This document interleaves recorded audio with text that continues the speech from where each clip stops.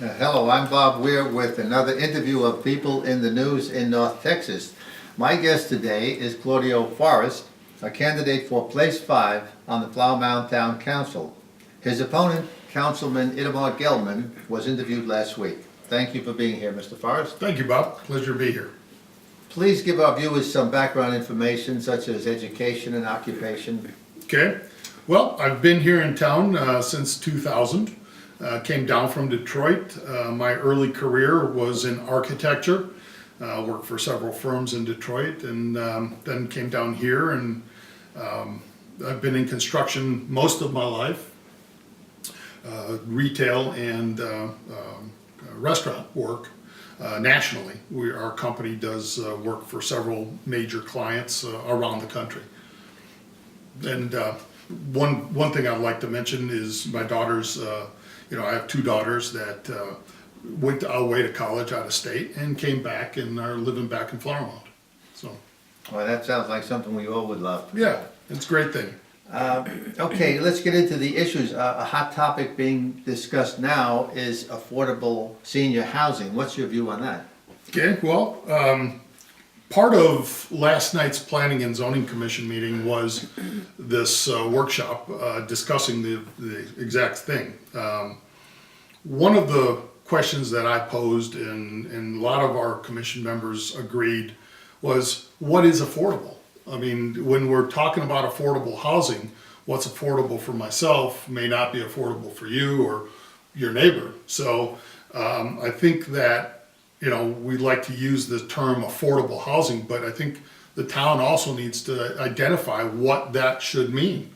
So we can have this overlay of allowing and helping developers get to the table quickly, as it's proposed now. But do we really want to concentrate everything right around the hospital, or would it make sense for this development to be down 1171 out on the west side of town? That makes more sense. I don't know the true answer, but I think we need a lot more discussion about it.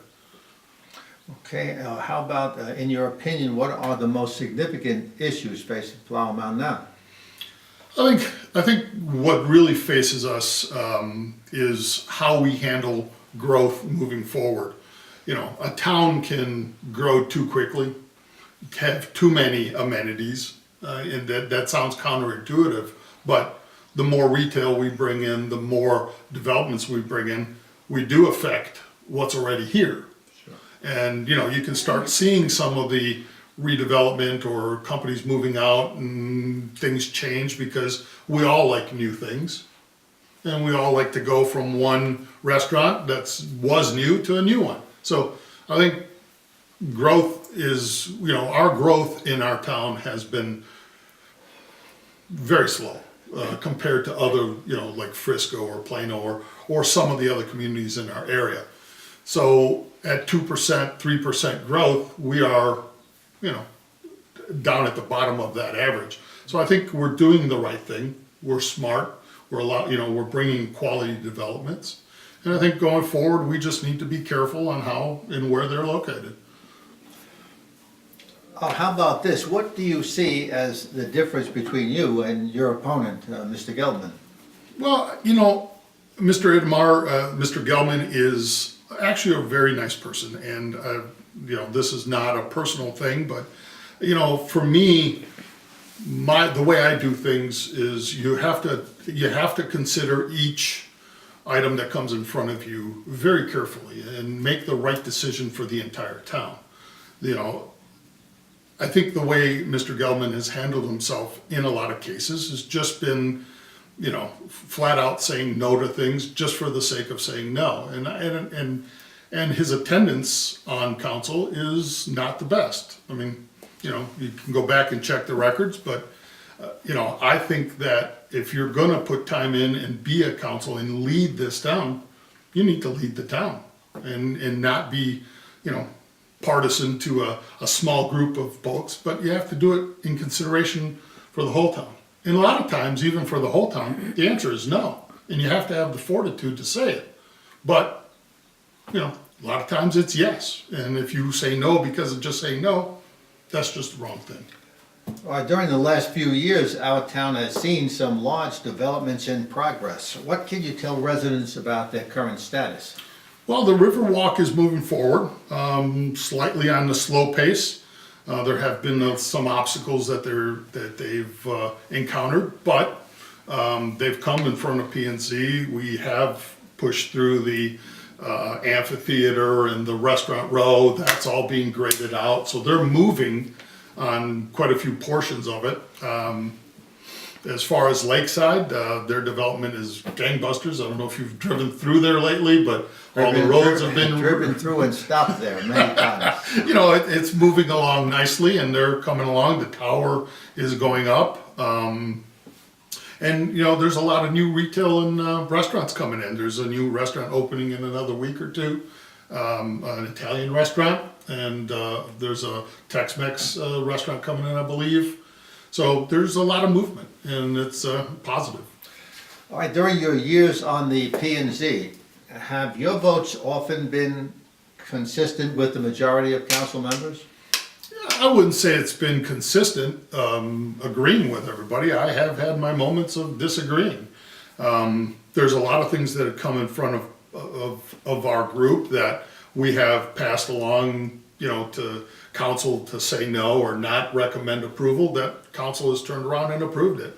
And vice versa. There's things that we've sent on and they've said no. So I don't think we're a rubber stamp for the council at all, at least not under my watch.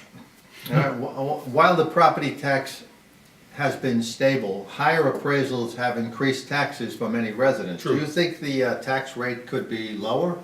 Well, I think there's certainly room to look at that, but in the last go around for the budget, I know that we kept the tax rate as it is and used the increases and the money coming in to pay for raises for staff and for fire department and police department.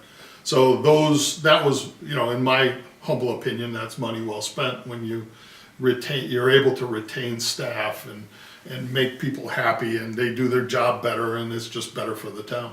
So in looking at reducing the tax rate, you know, you have to be careful.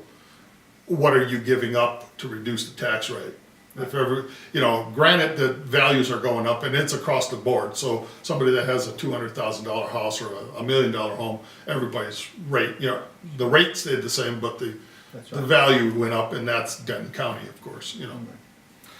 All right, well, how about, do you have anything else that you'd like to add about your candidacy? Well, you know, I'd like to tell people that, you know, I'm pretty steady. You get what you see is what you get with me.